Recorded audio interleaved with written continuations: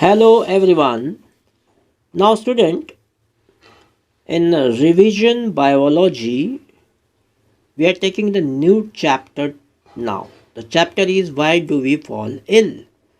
In this chapter, we are taking the topics are some important definition and those are very important. Student, these are very important definition. You have to see this. Okay, let's begin to this.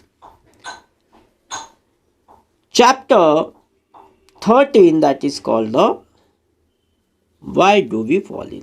तो सबसे पहले हम देखते हैं what is the definition of the disease. What is the disease? Disease is called the disturb ease. यानी जो easy को disturb करता है उसी को हम क्या बोलेंगे? Disease. Means being uncomfortable one or more systems of the body will change. यानी अनकंफर्टेबल फील होता है and body will change give rise to symptoms. कुछ लक्षण देता है वो, जैसे कि cough, loose motion, pus formation, headache, fever, breathlessness, vomiting, fits, unconsciousness, inflammation, swelling and general effects. Doctor look for the basis of symptoms. और doctor यही सब सिम्टम्स को डायग्नोसिस करता है जब भी आपको कभी कोई डिजीज़ होती है तो. ठीक है, ये यहाँ पे जितने भी बताया है, cough, loose motion, pus formation, headache, fever, breathlessness, vomiting, fits, unconsciousness, inflammation, swelling and general effects.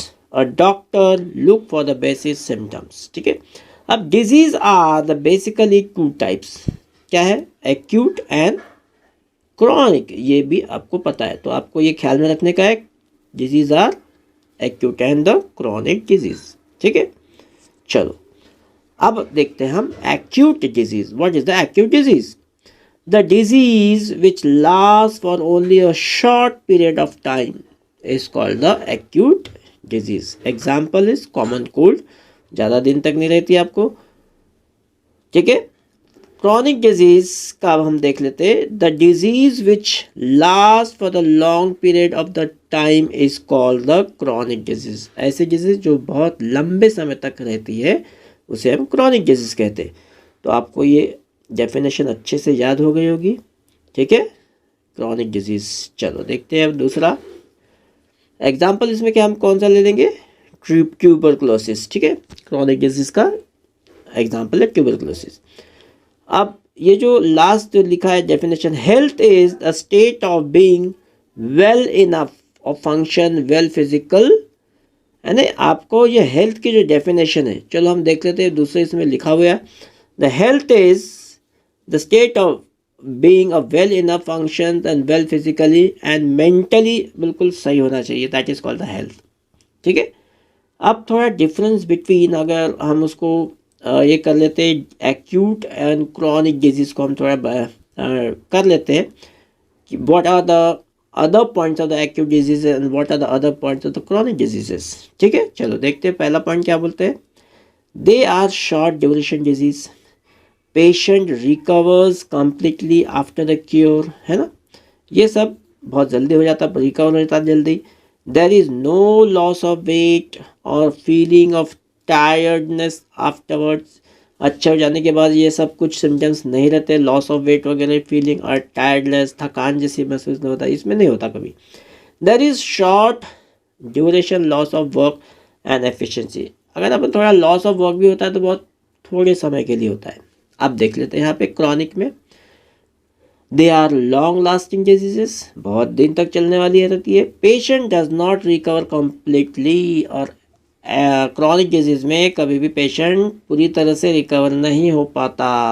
There is often loss of weight of feeling of tiredness. है ना, टायर्डनेस भी बहुत फील करता है, लॉस ऑफ वेट भी हो जाता है. कुछ खतरनाक बीमारियां होती है, जैसे कैंसर होता है ना, ट्यूबरकुलोसिस होता है और बहुत सारी ऐसी डिजीज है. There is a prolong loss of work and efficiency. अब यहाँ पे हमारा बहुत लंबे समय तक हमारे काम का भी नुकसान होता है और हमारी एफिशिएंसी भी कम हो जाती है. तो ये हो गया acute disease and chronic disease. अब कॉजेज ऑफ डिजीज क्या हो सकते हैं, ठीक है, what are the causes of disease, चलो देखते हैं। Most of the diseases have many causes rather than one single cause. बहुत सारी डिजीज किसी एक ही कारण से होती है ऐसा नहीं है। Like unclean water, nourishment, genetic differences, genetic abnormalities. Examples based on the cause disease are the two types। यानी ये तो सब हो सकते हैं, देखो एक से ज़्यादा, अनक्लीन वाटर से भी हो सकता है, नरिशमेंट से भी हो सकता है, वीक नरिशमेंट जिससे बोलना चाहिए, जेनेटिक डिफरेंसेस से भी होता है, जेनेटिक एबनॉर्मलिटी से भी होता है। और example based on the causes disease are of the two types. Non infectious, अब ये कितने टाइप की है, नॉन इन्फेक्शियस, ठीक है, नॉन इन्फेक्शियस और इन्फेक्शियस डिजीज, ठीक है।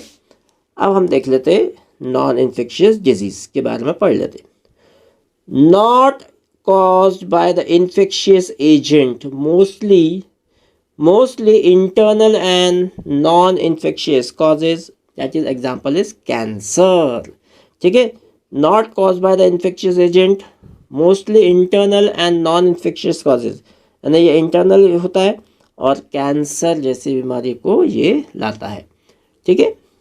तो इन्फेक्शियस डिजीज, अब देख लेते हैं इन्फेक्शियस डिजीज के बारे में पढ़ लेते हैं। Infectious disease cause by the infectious agent, ठीक है। अब ये थोड़ा सा अलग टाइप का है, टाइप ऑफ डिजीज। यहाँ पे टेबुलर फॉर्म देख रहे हैं आप लोग, ये टेबुलर फॉर्म में हमने यहाँ पे बाइफर्केट करके बताया, what are bacterial, what are viral, what are fungal disease, what are protozoan disease and what are worm disease. तो आपको ये टेबुलेट के माध्यम से बहुत ईजी जाएगा आपको, और उसके एग्जाम्पल्स भी यहाँ पे दी हुई है। चलो देखते हैं पहले टाइप्स ऑफ डिजीज में। बैक्टीरियल डिजीज कौन कौन से, typhoid, cholera, tuberculosis, acne, anthrax, ये सब होता है बैक्टीरियल डिजीज। उसके बाद देख लेते हैं हम सेकेंड वाला वायरल डिजीज के बारे में। Common cold, influenza, dengue fever, AIDS, Japanese encephalitis और the brain fevers, these are the viral diseases. Fungal disease में कौन कौन सी होती है, skin disease, mostly they cause the skin disease, ठीक है, क्योंकि ये फंगस बाहर ही लगता है इसलिए हम इसको स्किन में ही होती है ये। तो all these are called the skin disease, the fungal disease are the skin diseases. अब आ जाते हैं प्रोटोजोन डिजीज। मलेरिया प्रोटोजोन से होता है, प्लाज्मोडियम वाइवेक्स जिसे हम कहते हैं, काला जर, लेशमेनिया जिसे हम कहते हैं, स्लीपिंग सिकनेस, ट्राइपैनोसोम से होता है ये। तो ये सब चीज़ें एग्जाम्पल्स हम देख लिए प्रोटोजोन डिजीज के। देन वर्म डिजीजेस के कौन कौन, एस्कीरियोसिस जिसे हम राउंड वर्म, जैसे किलम जिसे हम कहते हैं, हिंदी में से किलम हो जाना, पेट में किलम हो जाना बोलते हैं। एलिफेंटियासिस वोचेरिया से होता है, एलिफेंटियासिस। हत्ती पाय रोग जिसे हम कहते हैं मराठी में, या हत्ती रोग कहते हैं हिंदी में, दैट इज कॉल्ड वोचेरिया। तो ये होता है, ये सारे हम टाइप्स ऑफ डिजीज पढ़ लिए हैं, bacterial, viral, fungal, protozoan and worm disease, और उसके एग्जांपल भी पढ़ लिए। तो बच्चों आप लोगों को इसमें बहुत आसानी जाएगी। तो आज का भी हम हमारा रिवीजन बायोलॉजी यहीं ख़त्म करते हैं, एंड करते हैं। I hope you understand this all the exam definitions very well and you must learn this, okay, now goodbye students. If you have any doubts related to this topic, please do not hesitate to ask. Write your doubts in the comment box. I will answer your question. Thank you.